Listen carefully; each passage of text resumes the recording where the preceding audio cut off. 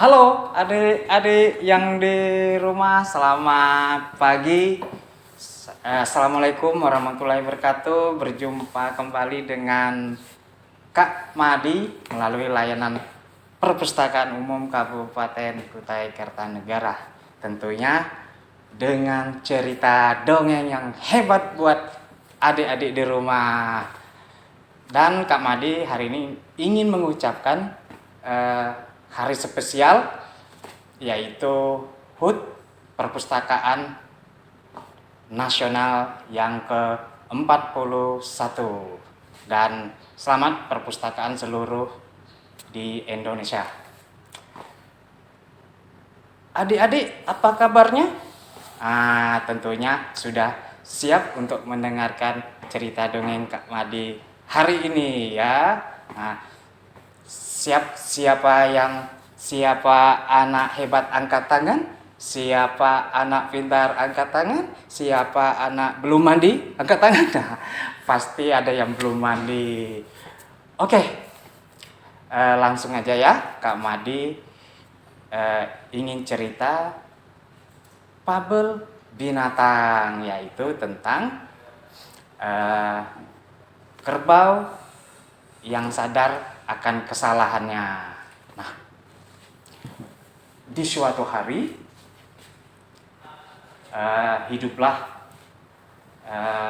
ada si kerbau, ada si kelinci, ada si ayam di peternakan Pak Tani. Di pagi hari si kerbau pun berjalan mengelilingi peternakan, melewati si ayam, melewati si kelinci dan binatang lainnya. Dia pun selalu memamerkan otot-ototnya. Aku mempunyai otot yang besar. Aku mempunyai tanduk yang besar. Dan tenaga pun selalu dipergunakan oleh Pak Tani. Aku yang paling kuat di sini. Akulah yang paling hebat di sini. Kerbau pun amat sombong dengan hewan lainnya. Tentunya adik-adik yang di rumah baik-baik ya. Ya. Ayam pun hanya terdiam melihat tingkah laku si kerbau selalu saja melakukan kesombongan.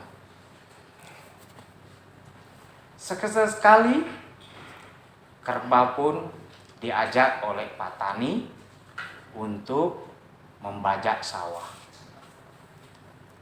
dan membawa hasil tanaman Pak Tani. Seesok harinya si kerbau pun mengulang lagi memamerkan tanduk-tanduknya kepada hewan lain, sembari mengatakan kepada ayam, "Hai ayam, kamu memang tidak berguna, hewan yang selalu mengganggu, kerjanya hanya berisik saja." Kasihan si ayam, selalu dikecilkan oleh kerbau. Ayam pun merasa sedih. Kalau aku memang dianggap tidak berguna, mending aku pergi dari sini. Wah, ayam pun berniat untuk pergi dari peternakan Pak Tani karena dianggap selalu berisik. Seesoknya ayam pun bersiap-siap untuk pergi. Ayam pun pergi jauh dari peternakan. Seesok paginya, matahari sudah di atas. Pak Tani pun belum bangun teman-teman dari tidurnya. Setelah Pak Tani terbangun, semua hewan pun pada bangun siang pada saat itu. Dan semua pekerjaan terbengkalai, tidak ada yang selesai. Pak Tani marah-marah. Dan semua hewan pada belum makan. Dan mereka pun tahu ini adalah ulah si kerbau sering merendahkan si ayam. Biasanya ayam membangunkan Pak Tani dan hewan-hewan lainnya dengan suara kokokannya. Tentunya si kerbau pun sadar saat itu kalau dia sudah melakukan kesalahan terus-menerus. Akhirnya dia berniat untuk mencari ayam jago. Aku sudah sadar, aku tidak mau melakukan kesombongan lagi, dan aku harus mencari ayam jago. Esok paginya kerbau pun beranjak untuk mencari si ayam jago, teman-teman. Jalan si kerbau berjalan melewati gunung, melewati hutan ke hutan. Akhirnya kerbau kelelahan. Aku kelelahan. Aku ingin beristirahat dulu. Si kerbau beristirahat di bawah pohon. Tak lama kemudian kerbau pun tertidur.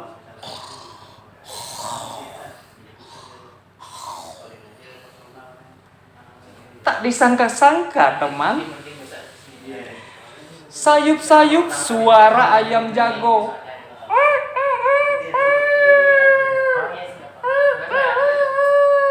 Si kerbau pun mendengar suara itu.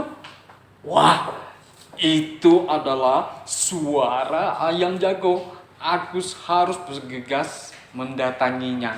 Si kerbau pun berdiri dan berlari mencari suara itu di mana.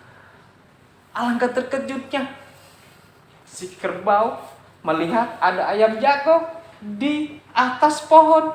Wah, itu kan ayam jago. Hai ayam jago, aku datang ke sini meminta maaf kepadamu karena aku sudah sadar banyak melakukan kesalahan denganmu. Selalu merendahkanmu setiap hari, dan aku sudah berjanji tidak akan melakukannya lagi, dan aku ingin baik-baik setiap harinya. Ayam jago pun tersenyum. Syukurlah kalau engkau sadar, kerbau, aku sudah memaafkanmu. Baiklah, mari aku ingin mengajakmu pulang ayam jago. Baiklah, kerbau. Ayam pun langsung turun dari pohon.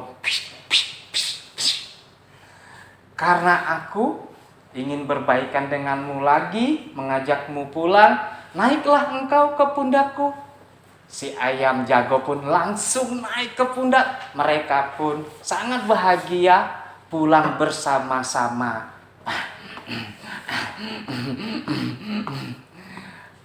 Kerbau pun bahagia sekali karena ayam sudah memaafkannya.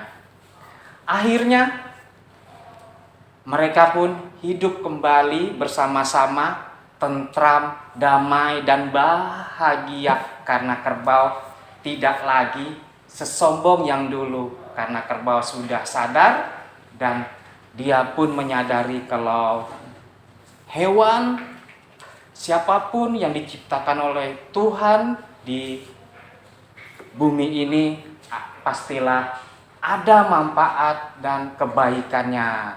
Teman-teman, sampai di situ dulu cerita Kak Made ya. Sampai berjumpa di cerita selanjutnya.